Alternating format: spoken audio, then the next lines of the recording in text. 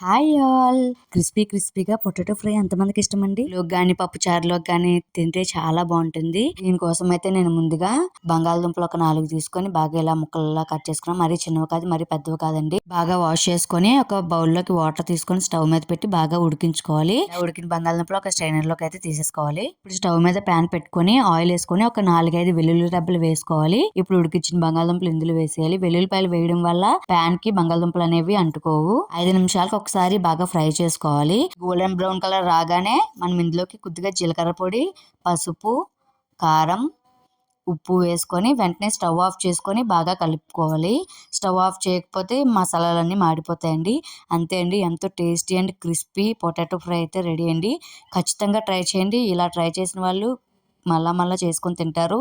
చాలా బాగుంటుంది. వీడియో కానీ నచ్చినట్లయితే లైక్ చేయండి, షేర్ చేయండి, సబ్స్క్రైబ్ చేసుకున్న ఛానల్ని. Thank you for watching.